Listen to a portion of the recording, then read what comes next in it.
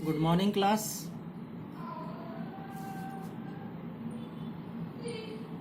हम टेंसर्स के से रिलेटेड यूनिट कर रहे हैं, सेकंड यूनिट पेपर फर्स्ट की। तो हमने टेंसर्स के types, covariant tensor, contravariant tensor, mixed tensor ये किए थे और इनकी क्या डेफिनेशन होती है, किस तरह से ये एक निर्देश तंत्र से दूसरे निर्देश तंत्र में ट्रांसफॉर्म होते हैं, ये हमने देखा था। अब ये ट्रांसफॉर्मेशन के जो रूल होते हैं उनको हम किस तरह से अप्लाई करते हैं, ये हम आज एक इम्पॉर्टेंट प्रॉब्लम लेते हुए देखना चाहेंगे कि किस तरह से टेंसर्स के जो एक निर्देश तंत्र से दूसरे निर्देश तंत्र में ट्रांसफॉर्म करने का नियम है उसको हम किस तरह फॉलो करते हैं। मान लो हम ये एक प्रॉब्लम लेते हैं कि किसी सहचर प्रदिश के घटक कार्तीय निर्देश तंत्र में क्या हैं, a1 is equal to x Y, दूसरा घटक a2 is equal to 2y minus Z square और a3 is equal to x Z. अब हमको इसके घटक किसी दूसरे निर्देशांक तंत्र, और वो निर्देशांक तंत्र क्या कहा गया है, बेलनी निर्देशांक तंत्र, इसमें हमको इसके घटक, इस कोवेरिएंट टेंसर के घटक प्राप्त करने हैं। तो देखो हम इसको किस तरह सॉल्व करेंगे कि कार्तीय तंत्र के जो घटक हैं, है ना, मान लो हम उसको एस तंत्र मान लें, कार्तीय को क्या मान लें हम, एस तंत्र मान लें, और इसमें जो इस कोवेरिएंट टेंसर के जो कंपोनेंट हैं उनको हम रिप्रेजेंट करते हैं किससे, ए आई से, है ना, जहाँ पे आई बराबर क्या होगा, 1, 2 और 3, यानी तीन घटक क्या हो जाएंगे, a1, a2 और a3। तो ये कार्तीय निर्देश तंत्र के ये तीनों घटक दे रखे हैं और इनको हमने रिप्रेजेंट कर दिया किस तरह से, ए आई से। अब जिसमें हमने ट्रांसफॉर्म करना है यानी बेलनी तंत्र, बेलनी तंत्र मान लेते हैं एस डैश तंत्र, और इसमें कोवेरिएंट टेंसर के जो कंपोनेंट हैं उनको हम मान लेते हैं ए बार जे। हमने आपको बताया था कि एस तंत्र में यदि ए लेते हैं तो एस डैश में बार लगा देते हैं, यानी ए बार जे। तो इसके जो तीन कंपोनेंट वो हैं, मान लो ए बार 1, ए बार 2 और ए बार 3। तो ये तो हमें पता है, कार्तीय तंत्र के हमें पता है a1, a2 और a3, और ये हमने निकालने हैं, ये हमने फाइंड आउट करने हैं, यानी इन दोनों में क्या रिलेशन है उसका यूज करते हुए हमने ये घटक निकालने हैं। अब हमें पता है कि ये क्या है, एक कोटि का सहचर प्रदिश, ठीक है ना। अब इसके रूपांतरण का क्या नियम है, हमने आपको बताया था, एक कोटि का सहचर प्रदिश किस तरह रूपांतरित होता है।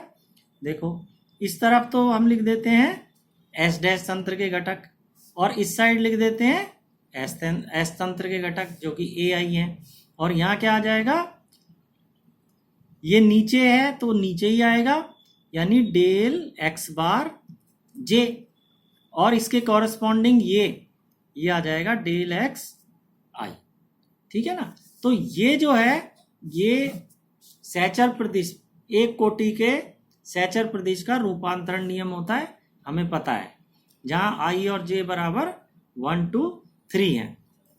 अब इसमें ये जो एक्स आई है, एक्स आई क्या है, ये एस तंत्र में निर्देशांक है, ये एस तंत्र में निर्देशांक है, और ये क्या है, x1, x2, x3, ठीक है ना। और x1 हमें पता है, कार्तीय तंत्र में x1 का मतलब x, x2 का मतलब y और x3 का मतलब z। इसी तरह ये जो x बार j हैं, x बार j ये किस में निर्देशांक है? s डैश तंत्र में निर्देशांक हैं। और ये हैं x bar 1, x bar 2, x bar 3। और ये क्या होते हैं? रो, दिस इज 5 और ये होता है z। तो अब हमें ये भी हमने पता कर लिया कि ये निर्देशांक क्या क्या है। अब कार्तीय और बेलनी ये जो निर्देशांक है एक्स वाई जेड और रो फाई जेड, इनमें आपस में क्या रिलेशन होता है?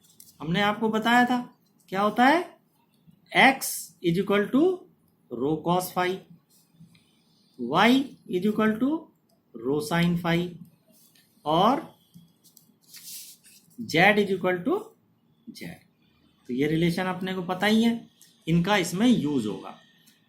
अब ये सारी जानकारी हो चुकने के बाद अब पहला घटक S तंत्र में निकालने के लिए इस रिलेशन में हम क्या रखें? J बराबर 1। J बराबर हम 1 रखते हैं तो ये क्या आ जाएगा? A bar 1। तो A bar 1 is equal to del X I बटे डेल एक्स बार 1। J की वैल्यू 1 है और AI। अब I जो है कहां से कहां तक हमें लेना पड़ेगा? 1, 2 और 3। तो A बार 1 क्या हो जाएगा?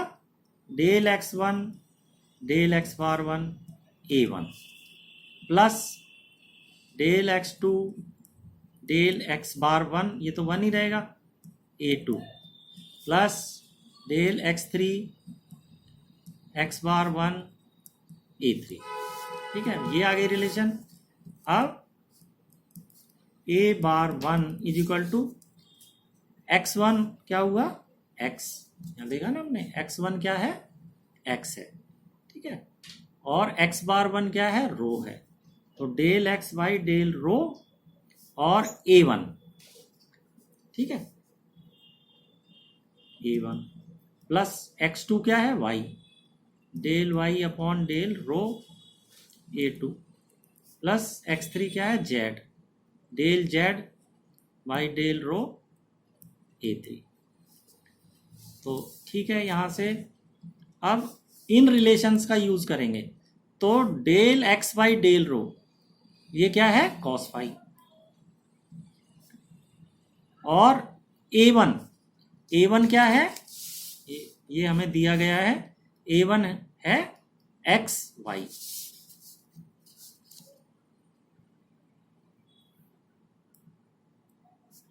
Plus del Y by del rho क्या हो गया? Sine phi. और A2 क्या है? 2y minus Z square plus del Z by del rho, यहां से आ गया 0, तो ये तो 0 हो गया। अब कॉस फाई, एक्स और वाई की वैल्यू रख दें, एक्स वाई, यानी ये और ये मल्टीप्लाई होंगे। ठीक है, यानी रो कॉस फाई और रो साइन फाई। तो ये क्या हो जाएगा? Rho square sine phi cos phi, rho square sine phi cos phi plus sine phi 2y minus Z square. 2y क्या है? Rho sine phi minus Z square, तो ये तो जेड स्क्वायर ही आएगा।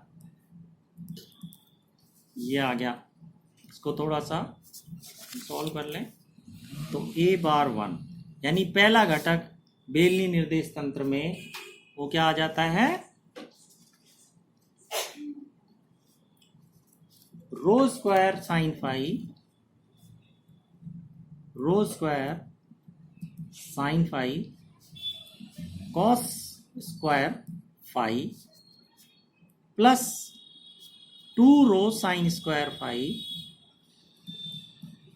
Minus Z square sine phi.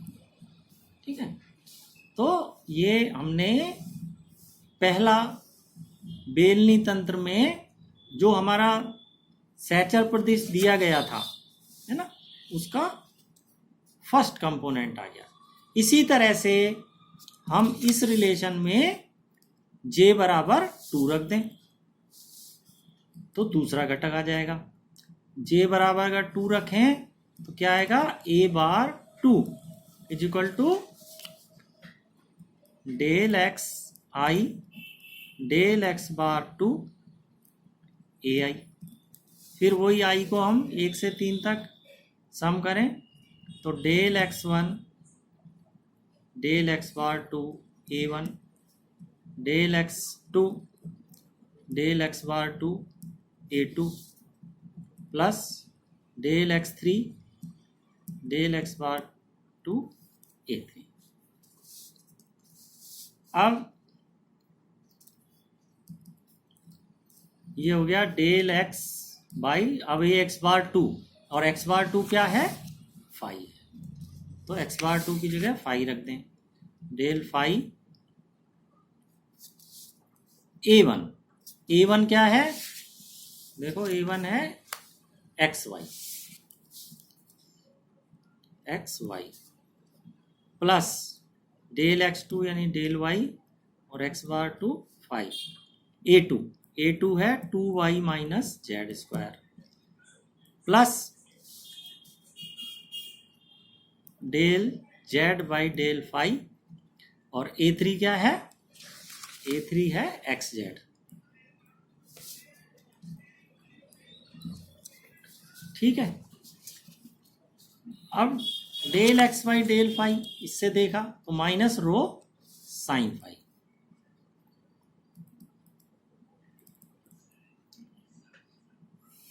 और x और y की value रख दी। x और y ये मल्टीप्लाई हो रहे हैं, यहाँ पे x और y मल्टीप्लाई हो रहे हैं ये आ गया rho square sine phi cos phi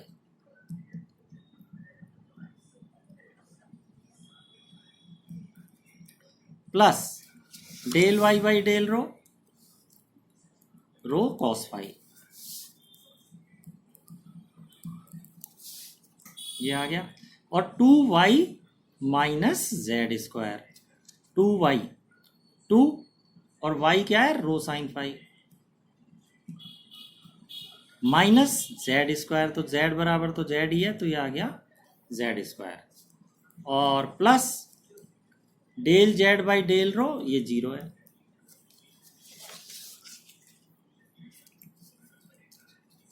इससे a बार 2 इसकी वैल्यू क्या आ गई, इनको मल्टीप्लाई कर दिया, minus rho cube sine square phi cos phi. ठीक है, ये तो पहली टर्म आ गई, plus 2 rho square cos phi sine phi और minus rho Z square cos phi. तो ये इस तरह से हमारे पास दूसरा कंपोनेंट आ गया बेलनी निर्देश तंत्र में दिए गए सहचर प्रदेश का दूसरा घटक। अब इसी तरह से हम तीसरा घटक निकाल सकते हैं।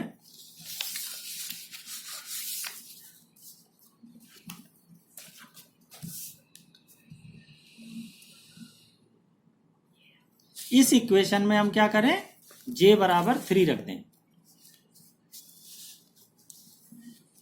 j बराबर 3 इस इक्वेशन में रखें तो क्या आएगा, a bar 3 is equal to del X I del X bar 3 ai, और ये इसको हम i इज इक्वल टू 1 2 3 रखें, a1 2 a2 और A3 ये आ गया। अब del x by del x bar 3 क्या है, तीसरा z होता है बेलनी निर्देश तंत्र का निर्देशांक, और A1 क्या है हमें पता है xy, plus del y by del z, ये क्या है A2 2y minus Z square, plus del z by del z, और A3 क्या है xz।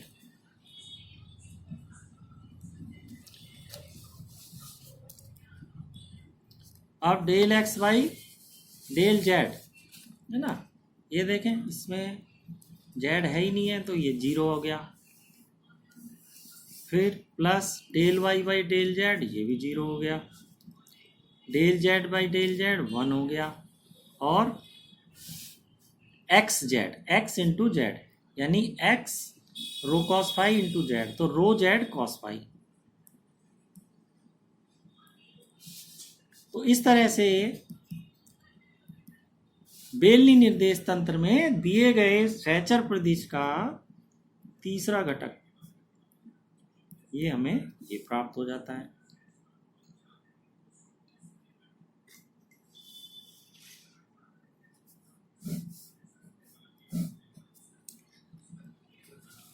तो इस तरह हम देखते हैं कि किस तरह से हम जो हमने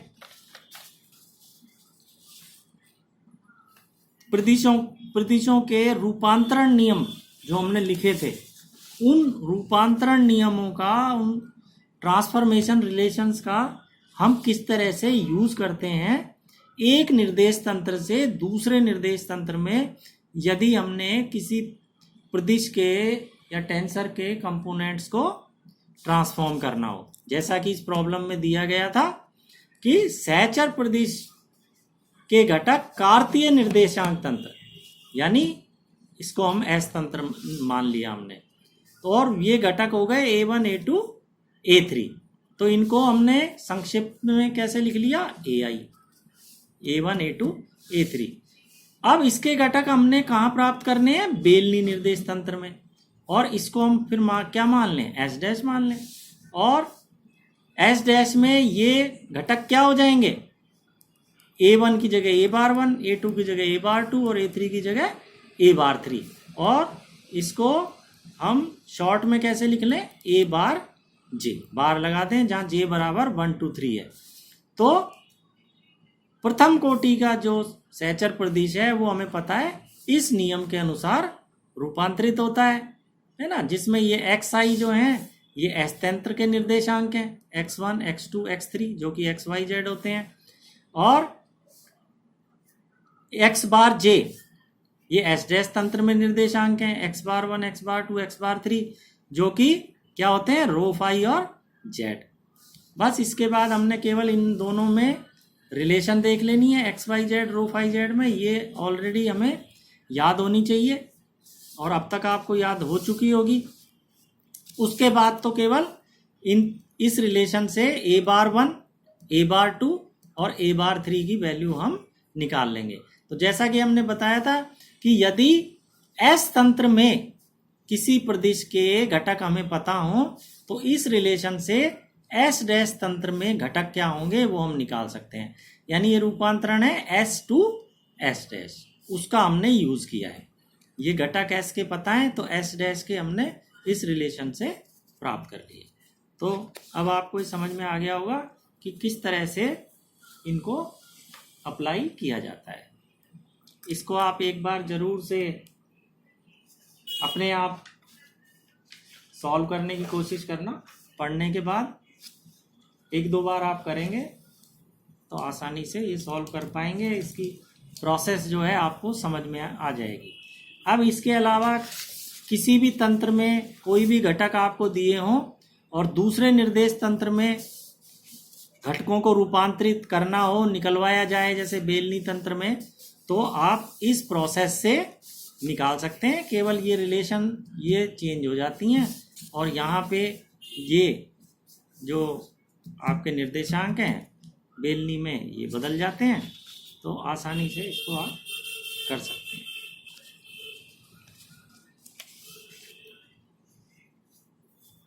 तो till next lecture, students, have a nice day.